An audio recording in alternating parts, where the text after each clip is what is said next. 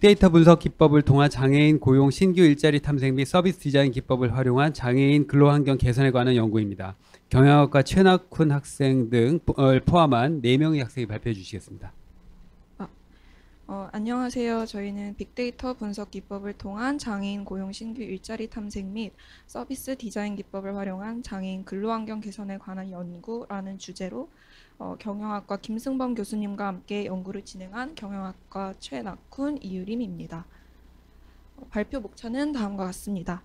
저희의 연구 배경 및 목적을 말씀드린 후에 저희가 진행했던 연구의 방향성과 방법, 그것들에 대해 소개해드리고 그리고 연구를 통해 도출하게 된 인사이트와 시사점으로 발표를 마무리하도록 하겠습니다. 먼저 저희는 사전조사를 통해서 장애인 인구수가 대한민국 전체 인구 대비 5%가 넘는 우리 사회의 중요한 구성원으로 자리 잡고 있음에도 불구하고 사회 인프라와 국민 인식 모두 선진국 수준과 거리가 있는 상황임을 파악했습니다. 구체적으로 말해서 현재 만 15세 이상 등록 장애인의 경제활동 참가 비율은 37.3%로 전체 인구 경제활동 비율의 약 절반 정도의 수준이며 2020년 기준 장애인 가구의 연평균 소득은 전체 가구 연평균 소득의 75% 수준에 그치고 있는 상황임을 알게 되었습니다. 그리고 장애인 고용이 활성화되고 있지 않은 이유도 함께 파악해 보았는데요. 첫 번째는 장애인 고용이 가능한 분야에 대한 지식이 확보되지 않았기 때문이고, 두 번째로는 장애인 근로환경의 열악함 때문이라고 할 수 있었습니다. 장애인은 근로를 하고 싶더라도 근무 환경이 장애인 친화적이지 않기 때문에 꺼리게 되고, 기업의 경우에도 장애인을 채용하고 싶어도 비용 대비 효과가 크지 않기 때문에 투자를 꺼리게 된다는 것입니다. 이러한 문제점을 파악하고 저희는 크게 다음과 같은 목적을 가지고 연구를 진행했는데요. 첫째는 빅데이터 분석을 통한 장애인 고용이 가능한 신규 일자리 탐색이고, 두 번째는 서비스 디자인 기법을 활용한 장애인 근무 환경의 개선 연구입니다. 하지만 실제 저희는 본 연구에서는 시간 관계상 빅데이터 분석은 교수님의 지도 하에 생략을 했고, 장애인 근로 환경과 직접적 연관성이 있는 2번을 보다 중점적으로 살펴보게 되었습니다. 저희 연구 과정입니다. 먼저 문헌조사를 통해 해당 연구와 관련된 선행 연구와 보고서를 수집하였고, 국내외 기업의 장애인 채용률 그리고 근무 환경 및 처우에 관한 케이스 스터디를 진행했습니다. 또 시장조사에서는 장애인 고용 포털을 조사해서 국내 장애인 고용 현황에 대해 파악하고자 하였습니다. 이후 서베이와 인터뷰에서는 근로환경과 관련한 설문지를 제작해 장애인 근로자들로부터 직접 응답을 받았고, 더 자세한 조사를 위해서 인터뷰를 진행했습니다. 또 전임앱과 페인포인트에서는 고객 여정지도 기법을 활용해 응답자분들의 하루 일과를 전임앱으로 나타내었고, 업무 시 겪는 어려움을 페인포인트로 가시화해 보았습니다. 마지막으로는 인사이트와 시사점을 도출하면서 연구를 마무리하였습니다. 저희가 시장조사에서 파악한 내용을 말씀드리겠습니다. 총 5개의 한국장애인 고용 포털을 조사했고, 이 중 선행연구에 많이 사용되었던 워크투게더라는 포털을 선정해 채용 공고를 분석해 보았습니다. 분석 결과 장애인만 채용하는 공고보다 장애인 우대 채용이나 비장애인과의 병행 채용 공고가 약 4배 많다는 것을 확인할 수 있었습니다. 비장애인과 장애인이 함께 일을 해야 하는 상황이 대부분임을 파악한 후에 저희는 장애인 근로자 입장에서 겪는 어려움은 없을지, 어떻게 하면 더 원활히 함께 일하는 문화를 만들 수 있을지 등에 관한 의문점을 가졌고, 이를 토대로 장애인 근로자들을 대상으로 서베이와 인터뷰를 진행하였습니다. 서베이는 다음과 같이 구글 폼으로 진행하였고요. 응답자의 정보를 묻는 문항과 근로환경에서 느끼는 어려움의 정도를 묻는 문항으로 구성하였습니다. 먼저 응답자 정보 문항은 성별, 연령, 장애 유형, 장애 정도, 재직 중인 기업 유형 등에 대한 질문을 포함하고 있습니다. 총 45명의 장애인 근로자가 설문에 응답하셨고, 저희는 장애 유형, 장애 정도, 종사 직종을 유의미한 자료로 보았습니다. 45명 중 44명이 시각장애를 가지고 있었고, 1급 장애가 66.7%, 2급 장애가 11.1%였습니다. 종사 직종 비율은 교육, 법률, 사회복지 종사자 42.2%, 보건, 의료 종사자 31.1%, 경영, 사무, 금융 종사자 15.6%였습니다.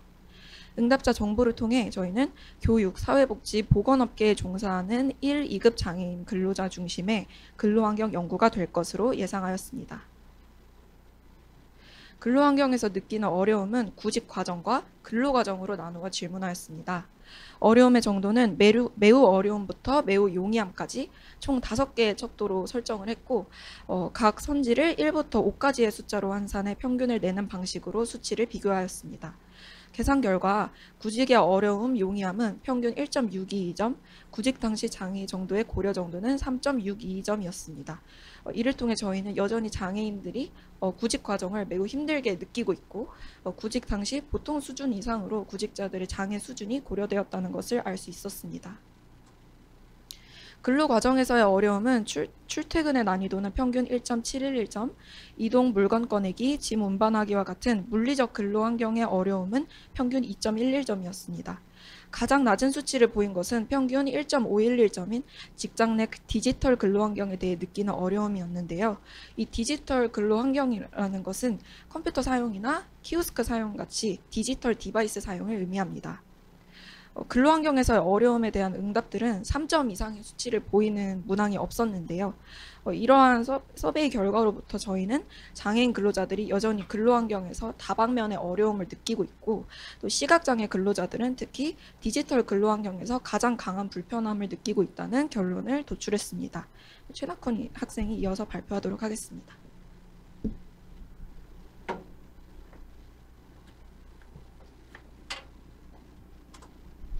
네, 저희는 서베이 후에 구체적 응답 내용을 바탕으로 10명의 인터뷰 대상자를 선정하였습니다. 인터뷰는 약 30분 동안 전화통화로 진행되었고요. 구체적 내용, 어떤 업무를 하시는지, 또 근무 시간, 출근부터 퇴근까지 일과 등을 여쭤봤습니다. 네, 이제 저희가 만든 전이맵을 한번 살펴보시면, 인터뷰를 한번 살펴보시면 될 것 같습니다. 대상자는 1급 시각장애인을 가지고 있는 교육사회복지업계 종사자입니다. 저희는 10명의 근로자들이 하루 일과 중 겪는 페인 포인트를 파악하여 정리하였고 시간대와 사건 그리고 그로 인해 근로자가 느낄 불편함을 재료로 10개 전이맵을 만들었습니다. 이 중 2가지를 저희가 소개해 드릴 겁니다. 첫 번째로 이땡땡 씨의 인터뷰를 바탕으로 만든 전이맵입니다. 이땡땡 씨는 국내 기업의 힐스키퍼로 근무하고 계시며 이분은 저시력자에 해당합니다. 이분 2시에 출근을 하시는데 1시에 출발해서 버스나 장애인콜을 사용하여 출퇴근을 하십니다. 장애인콜을 이용하자니 배차 시간이 굉장히 오래 걸리며 또 이제 이게 언제 오는지를 알 수가 없어서 이런 점에서 이제 불편점을 가지고 계시고요. 보통 2시에 출근하셔서 30분 동안 회사 직원을 대상으로 안마를 수행하시고 30분의 휴식에 들어갑니다. 이때 회사 내 무인 카페 터치스크린 이용에서의 문제점이 발생하는데요. 보통 관리자분들이 이런 터치스크린 이용에 도움을 주는데 관리자분들이 자리를 비울 경우에는 카페 이용에 좀 제한사항이 생깁니다. 다시 안마실로 복귀하는 과정에서 헬스장을 가로질러서 안마장에 도달해야 하는데 이 과정에서 헬스기구 등에 부딪히거나 또 넘어지는 경우가 잦다고 불편점을 호소하셨습니다. 또 5시에는 이제 한 달에 한 번 있는 근로계약서 계약을 진행하는데요. 전자근로계약서 형태로 진행을 되는 거라 터치나 마우스가 필요합니다. 근데 이런 과정에서 근로지원의 도움이 없으면은 사인을 하는 과정이 조금 어렵고 또한 근로계약서를 동영상이나 음성 형태로 알려주질 않아서 자기가 어떤 내용에 사인을 했는지 알 수가 없습니다. 그리고 퇴근 시에는 버스 번호를 보는 것 또한 불편점으로 다가오는데요. 이분이 저시력자다 보니까 버스가 곧 온다는 건 이제 소리로 알 수 있지만 어떤 버스가 이제 오는지 아니면 정차하는지를 알 수가 없습니다. 그래서 무턱대고 버스를 타면 다른 버스에 타 있기도 하고 그런 경우가 있다고 하셔서 그런 점을 불편점으로 꼽으셨습니다. 다음으로는 이제 헛땡땡 씨의 인터뷰를 통해서 작성한 전이맵입니다. 이분은 시각장애인 대상으로 정보화 교육을 진행하시고 계시는 교사분이시고요. 이분은 9시에 출근을 하시는데 보통 8시에 출발을 해야 그때 장애인 콜택시를 타고 1시간 정도 기다려야 이제 9시에 딱 도착을 할 수 있다고 하십니다. 그리고 10시 반에는 이제 업무에 대한 공지사항이 보통 포스터를 통해서 올라온다고 하는데요.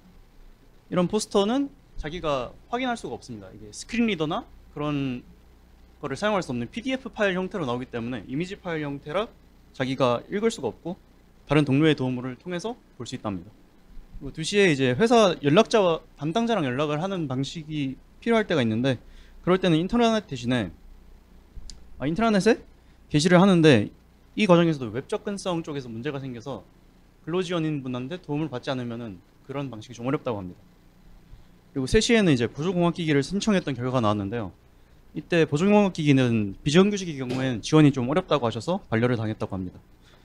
4시 반에는 업무에 필수적인 홈페이지를 사용하는데 시각장애인이 독립적으로 사용할 수 없게 만들어 놓는 형태라서 접근성을 이런 거를 또 해결하려는 노력이 없고, 다른 동료들도 그냥 그 파일이 포맷이 있는데 그 포맷에 안 맞춰주고 자기가 원하는 대로 그냥 주기 때문에 조금 자신이 보기에는 좀 어려움이 있다라고 말씀하셨습니다.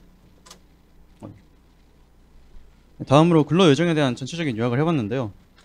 먼저 보시면 이제 출퇴근 과정이 나와 있죠.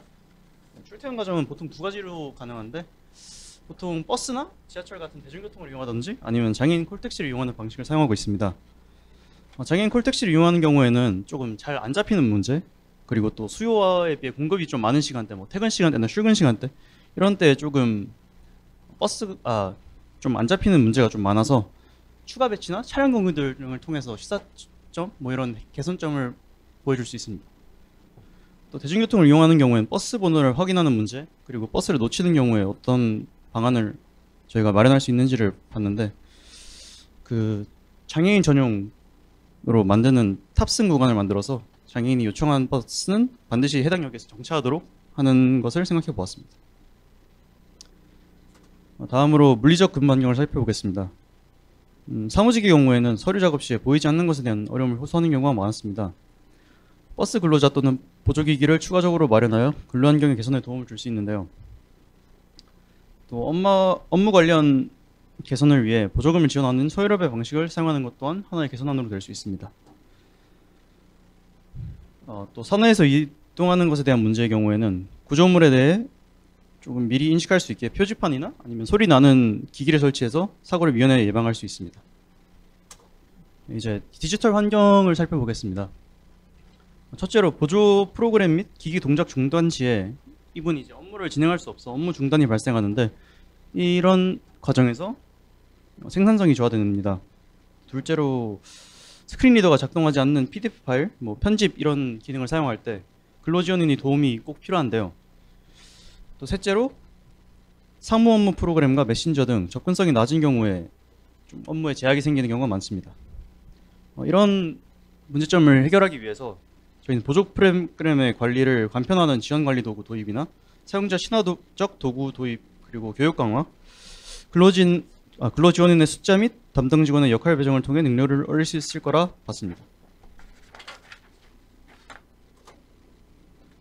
네, 마지막으로 저희가 생각한 시사점에 대해 말씀드리고 발표를 종료하도록 하겠습니다. 첫 번째로 장애인 병행 채용의 경우 비장애인의 선발 비율이 훨씬 높았다고 합니다. 장애인들 중에서도 그 장애의 정도에 따라서 조금 차별을 느낀 경우가 채용 과정에서 좀 많았다고 느꼈습니다. 또 두 번째로 응답자의 대다수가 4시간 이하의 근무 시간을 보여주는데요. 근무 시간이 감소됨에 따라 자연히 소득도 줄어들 것이라 볼 수 있습니다. 그렇기에 근무 시간이 전반적으로 확대되는 방향의 개혁이 필요합니다. 세 번째로 물리적인 환경보다 디지털 근로 환경에 대한 어려움이 더 많이 발생했습니다. 이에 따라 장애인들이 디지털 환경에서 어떠한 어려움이 있는지 이해하고 이에 대한 개선이 필요합니다. 그리고 직장 내 인간관계에 있어서도 비장애인과의 차이가 있다는 답변이 과반수를 차지했습니다. 이를 통해 업무 외적인 부분 또한 개선이 필요합니다. 예를 들어 장애인에 대한 인식이 높이는 장애인 체험 활동 등을 꼽을 수 있습니다. 마지막으로 서유럽의 사례와 같이 장애인의 이동 편의성, 근무 환경 개선 등의 확대도 필요하다 생각합니다. 네, 여기까지 발표를 마치겠습니다. 감사합니다.